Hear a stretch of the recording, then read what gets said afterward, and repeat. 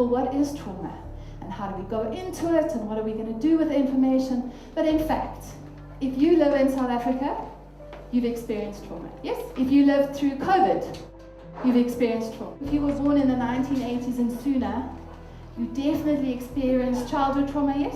And if you are currently this many years old, you have experienced trauma.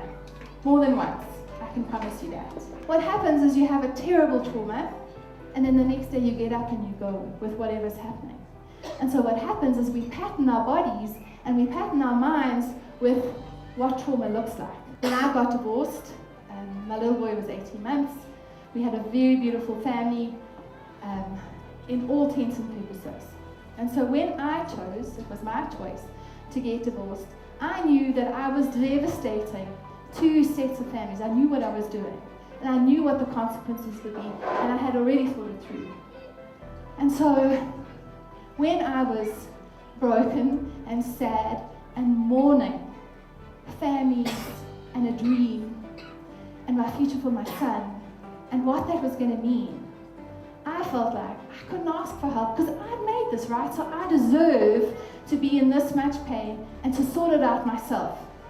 And I also had a son who was neurodivergent, who needed a lot of things. He needed a lot of help, he needed a lot of attention, we needed a lot of help that was outside the scope of my family that we could offer him. But I didn't ask for help because I was hyper-independent. That is a trauma response. We've always done it like that. I have always served, and now you're saying to me, I shouldn't. Well, I can tell you that how your trauma response has healed has made you who you are today, and it's phenomenal. You have got where you are today because of those trauma responses, and high fives to you.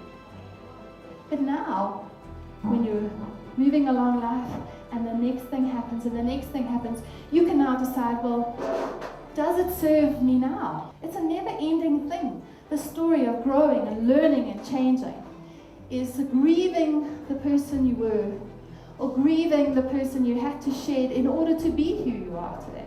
And so, remember, if you're not transforming your trauma, you're transmitting it.